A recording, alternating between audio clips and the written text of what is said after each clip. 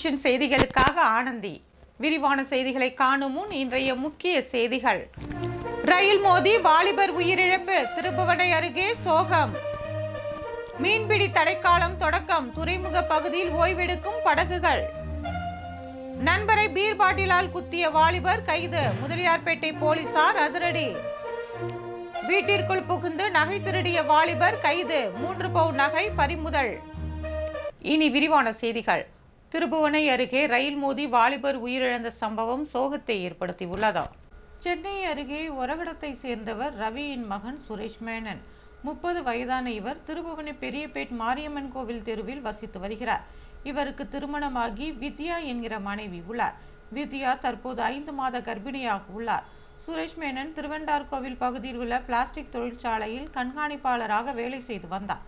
இந்நிலையில் நேற்றிரவு 9 மணியளவில் வீட்டில் இருந்து சென்று பள்ளிநெலியனூர் ரயில்வே கேட் அருகே தனது இருசக்கர வாகனத்தை நிறுத்திவிட்டு தண்டவாளத்தில் நடந்து சென்றுள்ளார்.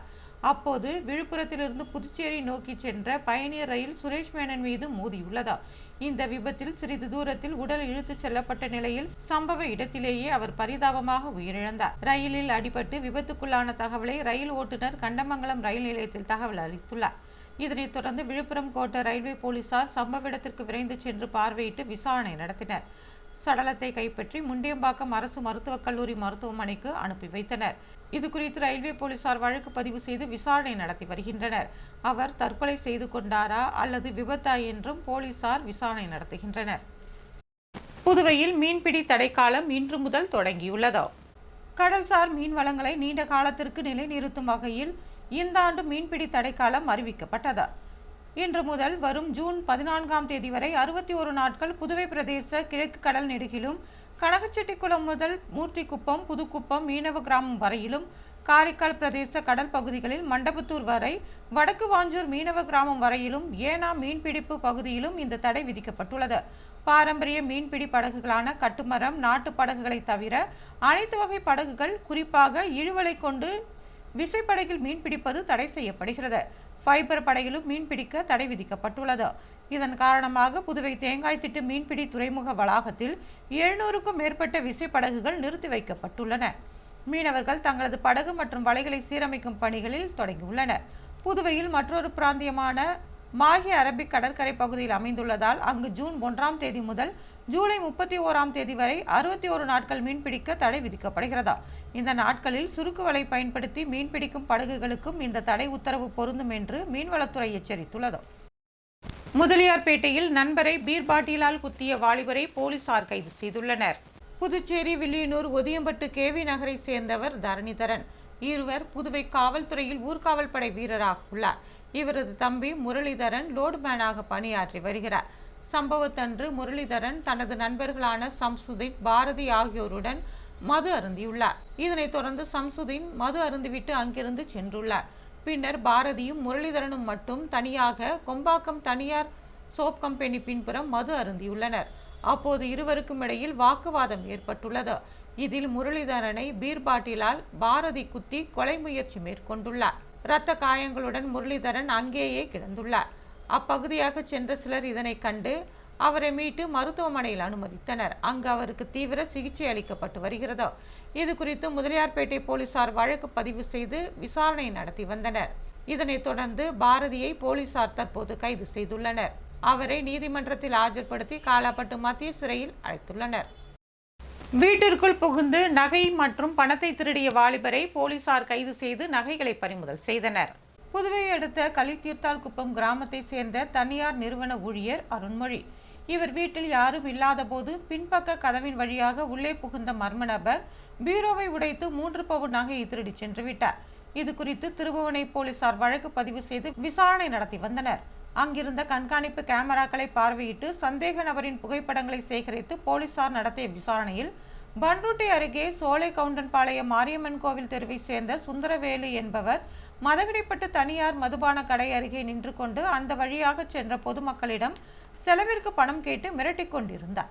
இது குறித்து திருபுவனை போலீசாருக்கு தகவல் தெரிவிக்கப்பட்டது. போலீசார் விரைந்து சென்று சுந்தரவேலுவை பிடித்து காவல் நிலையம் அழைத்து சென்று விசாரணை நடத்தினர். விசாரணையில் கலித்தீர்த்தால் குப்பத்தில் அருள்மொழி வீட்டில் நகை திருடியது அவர் என்பது தெரிய வந்தது. அவரிடமிருந்து 3 பவுன் நகை, வெள்ளி கொலுசை போலீசார் பறிமுதல் செய்தனர். அவரை கைது செய்து நீதிமன்றத்தில் ஆஜர்படுத்தி காலாப்பட்டு மத்திய சிறையில் அடைத்தனர். அடிப்படை வசதிகளை செய்து தரக்கோரி மீனவ பெண்கள் சாலை மறியலில் ஈடுபட முயன்றதால் பரபரப்பு ஏற்பட்டது. புதுச்சேரி வைத்திக்குப்பத்தில் சுனாமியால் பாதிக்கப்பட்ட மீனவர்களுக்கு தெற்கு பகுதியில் 80 வீடுகள் கட்டி கொடுக்கப்பட்டுள்ளது. இந்த இடத்தில் நூலகம், குழந்தைகளுக்கு பார்க், மீன்வலை உலர்த்தும் கூடம் என்று அமைக்கப்படும் என்று உறுதியளிக்கப்பட்டது. ஆனால் அப்படி ஏதும் ஏற்படுத்தப்படவில்லை. இந்த இடம் ஹோம்ஸ்டே பெயரில் தனியாரால் ஆக்கிரமிக்கப்பட்டுள்ளது. இது வைத்திக்குப்பம் மீனவ கிராமத்தில் கொந்தளிப்பினை ஏற்படுத்தியுள்ளது. இந்த இடத்தினை மீட்டு அரசு உறுதியளித்தபடி நூலகம், மீன்வலை உலர்த்தும் கூடம் அமைக்க வேண்டும் என்று வலியுறுத்தி வைத்திக்குப்பம் மீனவ பெண்கள் செஞ்சி சாலை ஜிப்மர் கிளை மருத்துவமனை எதிரில் சாலை மறியலில் ஈடுபட திரண்டனர். இதனால் அங்கு பரபரப்பு ஏற்பட்டது. இது குறித்து தகவல் அறிந்து வந்த முத்தியால்பேட்டை ஆய்வாளர் தனசேகர், உதவி ஆய்வாளர் சிவபிரகாசம் ஆகியோர் மீனவ பெண்களிடம் பேச்சுவார்த்தை நடத்தினர். அரசின் கவனத்திற்கு கொண்டு சென்று நூலகம், மீன்வலை உலர்த்தும் கூடம் உள்ளிட்ட அடிப்படை வசதிகள் ஏற்படுத்தி தரப்படும் என்று உறுதியளிக்கப்பட்டது. இதனை ஏற்று மீனவ பெண்கள் சாலை மறியலை கைவிட்டு கலைந்து சென்றனர். இதனால் அங்கு பரபரப்பு ஏற்பட்டது. வெயிலில் தாகத்தால் தவிக்கும் விலங்குகளுக்கு தண்ணீர் தொட்டி அமைத்து வரும் காவலர் குறித்த புகைப்படம் தற்போது வைரலாகி வருகிறது. புதுச்சேரியில் பிப்ரவரி மாதம் இறுதி முதல் வெயிலின் தாக்கம் படிப்படியாக அதிகரித்து வருகிறது. வாகன ஓட்டிகள் வசதிக்காக புதுச்சேரி பொதுப்பணித்துறை சார்பில் முக்கிய சந்திப்புகளில் பசுமை நிழல் பந்தல் அமைக்கப்பட்டுள்ளது. மேலும் புதுச்சேரியில் பல்வேறு இடங்களில் மக்கள் தாகம் தணிக்க இலவசமாக குடிநீர் பந்தல் அமைக்கப்பட்டுள்ளது. அதோடு வெயிலின் தாக்கத்திலிருந்து பொதுமக்கள் தப்பிக்க பல்வேறு நடவடிக்கைகளை அரசு மற்றும் சமூக ஆர்வலர்கள் செய்து வருகின்றனர். இந்நிலையில் வெயில் தாக்கத்தால் மக்கள் மட்டுமன்றி வாயில்லா ஜீவன்களும் கடுமையாக அவதியடைந்து வருகின்றன. புதுச்சேரியில் காவல்துறையில் ஊர்காவல் படை வீரராக பணியாற்றும் பிரவீன்ராஜ் என்பவர் பெரியகடை காவல் நிலையத்தின் வெளியில் வாயில்லா ஜீவன்களுக்கு தொட்டி அமைத்து தண்ணீர் நிரப்பி வருகிறார். இந்த போட்டோ மற்றும் வீடியோ தற்போது சமூக வலைதளங்களில் வைரலாகி வருகிறது. இந்த நற்செயலில் ஈடுபட்ட ஊர்காவல் படை வீரர் பிரவீன்ராஜை முதுநிலை காவல் கண்காணிப்பாளர் கலைவாணன் பாராட்டினார். கவர்னர் மாளிகைக்கு வெடிகுண்டு மிரட்டல் விடுத்த வாலிபர் குறித்து போலீசார் விசாரணை நடத்தி வருகின்றனர். புதுச்சேரி கவர்னர் மாளிகைக்கு நேற்று இமெயில் மூலம் மர்ம நபர் வெடிகுண்டு மிரட்டல் விடுத்துள்ளார். இதனையடுத்து வெடிகுண்டு நிபுணர்கள் மற்றும் மோப்பநாய் வரவழைக்கப்பட்டு கவர்னர் மாளிகை முழுவதும் சோதனை செய்யப்பட்டது. இதில் வெடிகுண்டு ஏதும் சிக்கவில்லை. இதுகுறித்து புதுச்சேரி சைபர் கிரைம் போலீசார் வழக்கு பதிவு செய்து இமெயில் முகவரியை வைத்து விசாரணை நடத்தி வருகின்றனர். இதில் வெடிகுண்டு மிரட்டல் விடுத்த பழைய குற்றவாளிகள் யாராவது ஈடுபட்டுள்ளனரா என்றும் தீவிர விசாரணை நடத்தப்படுகிறது.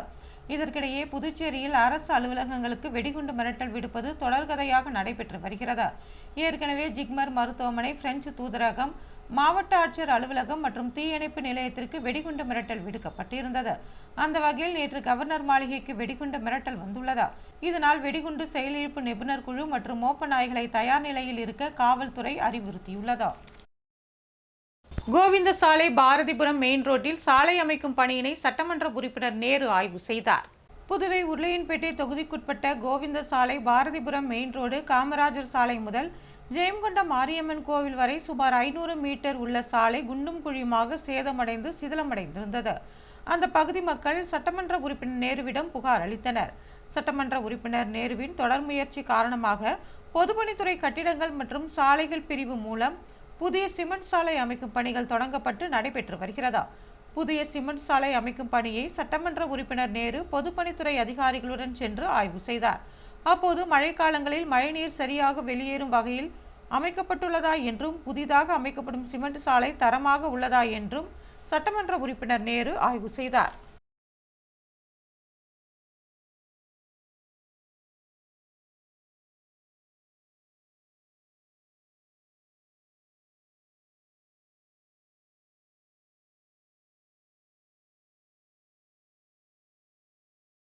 புதுவையில் இன்றைய தங்கம் மற்றும் வெள்ளி விலை விவரம்.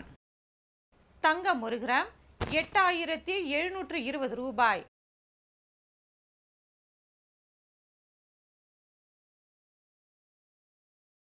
வெள்ளி 10 கிராம் 1070 ரூபாய். மீண்டும் இன்றைய முக்கிய செய்திகள். ரயில் மோதி வாலிபர் உயிரிழப்பு, திருப்புவனை அருகே சோகம். மீன்பிடி தடைக்காலம் தொடக்கம், துறைமுக பகுதியில் ஓய்வெடுக்கும் படகுகள். நண்பரை பீர் பாட்டிலால் குத்திய வாலிபர் கைது, முதலியார்பேட்டை போலீசார் அதிரடி. வீட்டிற்குள் புகுந்து நகை திருடிய வாலிபர் கைது, 3 பவுன் நகை பறிமுதல்.